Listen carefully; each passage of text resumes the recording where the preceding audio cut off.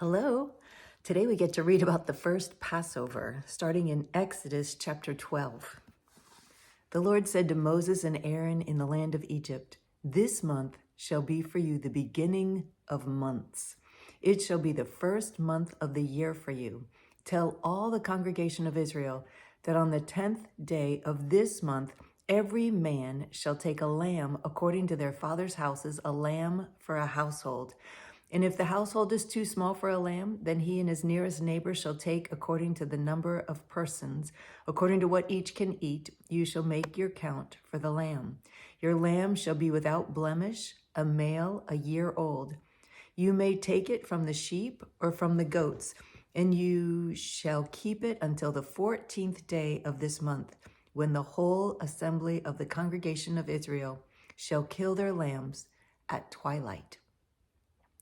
Then they shall take some of the blood and put it on the 2 doorposts and the lintel of the houses in which they eat it. They shall eat the flesh that night, roasted on the fire with unleavened bread and bitter herbs. They shall eat it. Do not eat any of it raw or boiled in water, but roasted, its head with its legs and its inner parts. And you shall let none of it remain until the morning. Anything that remains until the morning, you shall burn. In this manner you shall eat it, with your belt fastened, your sandals on your feet, and your staff in your hand. And you shall eat it in haste. It is the Lord's Passover. For I will pass through the land of Egypt that night, and I will strike all the firstborn in the land of Egypt, both man and beast. And on all the gods of Egypt I will execute judgments. I am the Lord. The blood shall be a sign for you on the houses where you are. And when I see the blood, I will pass over you, and no plague will befall you to destroy you when I strike the land of Egypt. This day shall be for you a memorial day, and you shall keep it as a feast to the Lord throughout your generations. As a statute forever, you shall keep it as a feast. 7 days you shall eat unleavened bread. On the first day you shall remove leaven out of your houses. For if anyone eats what is leavened from the first day until the 7th day, that person shall be cut off from Israel. On the first day you shall hold a holy assembly, and on the 7th day a holy assembly. No work shall be done on those days. But what everyone needs to eat, that alone may be prepared by you. And you shall observe the feast of unleavened bread, for on this very day I brought your hosts out of the land of Egypt. Therefore, you shall observe this day throughout your generations as a statute forever. In the first month, from the 14th day of the month at evening, you shall eat unleavened bread until the 21st day of the month at evening. For 7 days, no leaven is to be found in your houses. If anyone eats what is leavened, that person will be cut off from the congregation of Israel, whether he is a sojourner or a native of the land.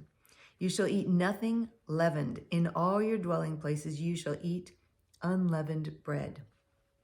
Then Moses called all the elders of Israel and said to them, "Go and select lambs for yourselves according to your clans, and kill the Passover lamb. Take a bunch of hyssop and dip it in the blood that is in the basin, and touch the lintel and the 2 doorposts with the blood that is in the basin. None of you shall go out of the door of his house until the morning, for the Lord will pass through to strike the Egyptians. And when he sees the blood on the lintel and on the 2 doorposts, the Lord will pass over the door and will not allow the destroyer to enter your houses to strike you. You shall observe this rite as a statute for you and for your sons forever. And when you come to the land that the Lord will give you, as he has promised, you shall keep this service. And when your children say to you, 'What do you mean by this service?' you shall say, 'It is the sacrifice of the Lord's Passover, for he passed over the houses of the people of Israel in Egypt when he struck the Egyptians, but spared our houses.' And the people bowed their heads and worshipped. Then the people of Israel went and did so as the Lord had commanded Moses and Aaron. So they did. At midnight, the Lord struck down all the firstborn in the land of Egypt, and the firstborn of Pharaoh who sat on the throne, to the firstborn of the captive who was in the dungeon, and all the firstborn of the livestock. And Pharaoh rose up in the night, he and all his servants and all the Egyptians. And there was a great cry in Egypt, for there was not a house where someone was not dead. Then he summoned Moses and Aaron by night and said, "Up, go out from among my people, both you and the people of Israel, and go serve the Lord, as you have said. Take your flocks and your herds, as you have said, and be gone, and bless me also." The Egyptians were urgent with the people to send them out of the land in haste, for they said, "We shall all be dead." So the people took their dough before it was leavened, their kneading bowls before bound up in their cloaks on the shoulders. They took their kneading bowls being bound up in their cloaks on their shoulders. The people of Israel had also done as Moses told them, for they had asked the Egyptians for silver and gold, jewelry and clothing, and the Lord had given the people favor in the sight of the Egyptians so that they let them have what they asked. Thus they plundered the Egyptians. And the people of Israel sojourned from Ramesses to Succoth, about 600,000 men on foot, besides women and children. A mixed multitude also went up with them, and very much livestock, both flocks and herds. And they baked unleavened cakes of dough that they had brought out of Egypt, for it was not leavened, because they were thrust out of Egypt and could not wait, nor had they prepared any provisions for themselves. The time that the people of Israel lived in Egypt was 430 years. At the end of 430 years, on that very day, all the hosts of the Lord went out from the land of Egypt. It was a night of watching by the Lord to bring them out of the land of Egypt. So this same night is a night of watching kept to the Lord by all the people of Israel throughout their generations. And the Lord said to Moses and Aaron, "This is the statute of the Passover. No foreigner shall eat of it, but every slave that is bought for money may eat of it after you have circumcised him. No foreigner or hired worker may eat of it. It shall be eaten in one house. You shall not take any of the flesh outside the house, and you shall not break any of its bones. All the congregation of Israel shall keep it. If a stranger shall sojourn with you and would keep the Passover to the Lord, let all his males be circumcised. Then he may come near and keep it. He shall be as a native of the land, but no uncircumcised person shall eat of it. There shall be one law for the native and for the stranger who sojourns among you." All the people of Israel did just as the Lord commanded Moses and Aaron. And on that very day, the Lord brought the people of Israel out of the land of Egypt by their hosts. Wow, that's so exciting. Chapter 13. The Lord said to Moses, "Consecrate to me all the firstborn. Whatever is the first to open the womb among the people of Israel, both man and beast, is mine." Then Moses said to the people, "Remember this day in which you came out from Egypt, out of the house of slavery, for by a strong hand the Lord brought you out of this place. No leavened bread shall be eaten. Today, in the month of Abib, you are going out, and when the Lord brings you into the land of the Canaanites, the Hittites, the Amorites, the Hivites, and the Jebusites, which he swore to your fathers to give you, a land flowing with milk and honey, you shall keep this service in this month. 7 days you shall eat unleavened bread, and on the 7th day there shall be a feast to the Lord. Unleavened bread shall be eaten for 7 days. No leavened bread shall be seen with you, and no leaven shall be seen with you in all your territory. You shall tell your son on that day, it is because of what the Lord did for me when I came up out of Egypt. And it shall be to you as a sign on your hand and as a memorial between your eyes, that the law of the Lord may be in your mouth. For with a strong hand the Lord has brought you out of Egypt. You shall therefore keep this statute at its appointed time from year to year. When the Lord brings you into the land of the Canaanites, as he swore to you and your fathers, and shall give it to you, you shall set apart to the Lord all the first opens the wound. All that first opens the womb. All the firstborn of your animals that are males shall be the Lord's. Every firstborn of a donkey you shall redeem with a lamb, or if you will not redeem it, you shall break its neck. Every firstborn of man among your sons you shall redeem. And when in time to come your son asks you, what does this mean? You shall say to him, by a strong hand the Lord brought us out of Egypt from the house of slavery. For when Pharaoh stubbornly refused to let us go, the Lord killed all the firstborn in the land of Egypt, both the firstborn of man and the firstborn of animals. Therefore I sacrifice to the Lord all the males that first open the womb, but all the firstborn of my sons I redeem. It shall be as a mark on your hand or frontlets between your eyes, for by a strong hand the Lord brought us out of Egypt. When Pharaoh let the people go, God did not lead them by way of the land of the Philistines, although that was near. For God said, lest the people change their minds when they see war and return to Egypt. But God led the people around by the way of the wilderness toward the Red Sea. And the people of Israel went up out of the land of Egypt equipped for battle. Moses took the bones of Joseph with him, for Joseph had made the sons of Israel solemnly swear, saying, God will surely visit you, and you shall carry up my bones with you from here. And they moved on from Succoth and encamped at Etham on the edge of the wilderness. And the Lord went before them by day in a pillar of cloud to lead them along the way, and by night in a pillar of fire to give them light. Oh my goodness. That's so cool. That they might travel by day and by night. The pillar of cloud by day and the pillar of fire by night did not depart from before the people. Wow.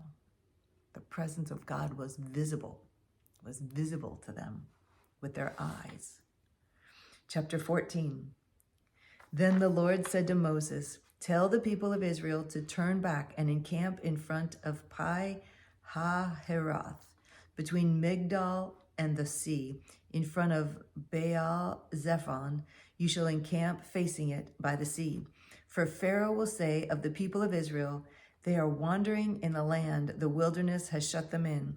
And I will harden Pharaoh's heart, and he will pursue them, and I will get glory over Pharaoh and all his host, and the Egyptians shall know that I am the Lord. And they did so. When the king of Egypt was told that the people had fled, the mind of Pharaoh and his servants was changed toward the people, and they said, what is this we have done, that we have let Israel go from serving us? So he made ready his chariot and took his army with him, and took 600 chosen chariots and all the other chariots of Egypt with officers over all of them. And the Lord hardened the heart of Pharaoh, king of Egypt, and he pursued the people of Israel, while the people of Israel were going out defiantly. The Egyptians pursued them, all Pharaoh's horses and chariots, and his horsemen and his army, and overtook them, encamped at the sea by Pi Hahiroth, in front of Baal Zephon. When Pharaoh drew near, the people of Israel lifted up their eyes, and behold, the Egyptians were marching after them, and they feared greatly. And the people of Israel cried out to the Lord. They said to Moses, is it because there are no graves in Egypt that you have taken us away to die in the wilderness? Really? It's easy for us to say because we know the whole story. Hindsight. It's 2020, isn't it? Let's see. What have you done to us in bringing us up out of Egypt? Is not this what we said to you in Egypt? Leave us alone that we may serve the Egyptians. For it would have been better for us to serve the Egyptians than to die in the wilderness. And Moses said to the people, fear not, stand firm, and see the salvation of the Lord, which he will work for you today. For the Egyptians whom you see today, you shall never see again. Wow. The Lord will fight for you, and you have only to be silent. The Lord said to Moses, why do you cry to me? Tell the people of Israel to go forward. Lift up your staff and stretch out your hand over the sea and divide it, that the people of Israel may go through the sea on dry ground. And I will harden the hearts of the Egyptians so that they shall go in after them, and I will get glory over Pharaoh and all his host. his chariots, and his horsemen. And the Egyptians shall know that I am the Lord, when I have gotten glory over Pharaoh, the chariots, and the horsemen. Then the angel of God, who was going before the host of Israel, moved and went ahead of them. And the pillar of cloud moved from before them and stood behind them, coming between the host of Egypt and the host of Israel. And there was the cloud and the darkness, and it lit up the night without one coming near the other all night. Then Moses stretched out his hand over the sea, and the Lord drove the sea back by a strong east wind all night and made the sea dry land, and the waters were divided. And the people of Israel went into the midst of the sea on dry ground, the waters being a wall to them on their right hand and on the left. Wow. Can you imagine? You should just close your eyes and listen as I read and imagine what that looked like. The whole sea drew up like a wall on the right and on the left, and they walked on dry ground. The Egyptians pursued and went in after them into the midst of the sea, all Pharaoh's horses, his chariots, and his horsemen. And in the morning watch, the Lord in the pillar of fire of cloud looked down on the Egyptian forces and threw the Egyptian forces into panic, clogging their chariot wheels so that they drove heavily. And the Egyptians said, "Let us flee from before Israel, for the Lord fights for them against the Egyptians." They got that right. Then the Lord said to Moses, "Stretch out your hand over the sea, that the water may come back upon the Egyptians, upon their chariots, and upon their horsemen." So Moses stretched out his hand over the sea, and the sea returned to its normal course when the morning appeared. And as the Egyptians fled into it, the Lord threw the Egyptians into the midst of the sea. The waters returned and covered the chariots and their horsemen. Of all the hosts of Pharaoh that had followed them into the sea, not one of them remained.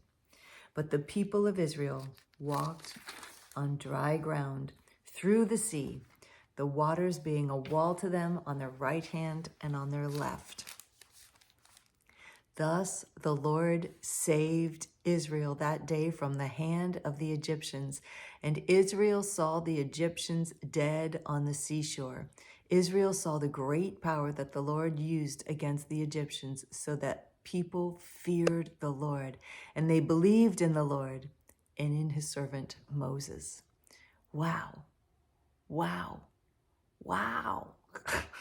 What a cool miracle. We can't ever stop being in awe of that. I mean, that is huge. And he did it then, and he'll do it again today. What do you need? He'll do it for you. His miraculous power is the same yesterday, today, and forever. His willingness to heal you is the same yesterday, today, and forever. He is willing. Be made whole. Wow. Wow. Chapter 15. Then Moses and the people of Israel sang this song to the Lord, saying, "I will sing to the Lord, for he has triumphed gloriously. The horse and his rider he has thrown into the sea. The Lord is my strength and my song, and he has become my salvation. This is my God, and I will praise him. My father's God, and I will exalt him. The Lord is a man of war. The Lord is his name. Pharaoh's chariots and his host he cast into the sea, and his chosen officers were sunk in the Red Sea. The floods covered them. They went down into the depths like a stone. Your right hand, O Lord, glorious in power, your right hand, O Lord, shatters the enemy. In the greatness of your majesty, you overthrow your adversaries. You send out your fury, it consumes them like stubble. And the blast of your nostrils, the waters piled up. The floods stood up in a heap. The deeps congealed in the heart of the sea. The enemy said, I will pursue, I will overtake, I will divide my spoil. My desire shall have its fill of them. I will draw my sword, my hand shall destroy them. You blew with your wind, the sea covered them. They sank like lead in the mighty waters. Who is like you, O Lord, among the gods? Who is like you, majestic in holiness, awesome in glorious deeds, doing wonders? You stretched out your right hand, the earth swallowed them. You have led in your steadfast love the people whom you have redeemed. You have guided them by your strength to your holy abode. The peoples have heard, they tremble. Pangs have seized the inhabitants of Philistia. Now are the chiefs of Edom dismayed. Trembling seizes the leaders of Moab. All the inhabitants of Canaan have melted away. Terror and dread fall upon them because of the greatness of your arm. They are still as a stone. Till your people, O Lord, pass by, till the people pass by whom you have purchased. You will bring them in and plant them on your own mountain, the place, O Lord, which you have made for your abode, the sanctuary, O Lord, which your hands have established. The Lord will reign forever and ever. For when the horses of Pharaoh, with his chariots and his horsemen, went into the sea, the Lord brought back the waters of the sea upon them, but the people of Israel walked on dry ground in the midst of the sea. Then Miriam, the prophetess, the sister of Aaron, took a tambourine in her hand, and all the women went out after her with tambourines and dancing, and Miriam sang to them, "Sing to the Lord, for he has triumphed gloriously. The horse and his rider he has thrown into the sea." Wow, that's so good. It's interesting, though, it stops for the day right there, and they haven't finished chapter 15, but we'll finish chapter 15 tomorrow. It's just a good time of celebration, a good time. It's fun to end on a celebration. So much fun. So I love you, and I look forward to reading with you again tomorrow.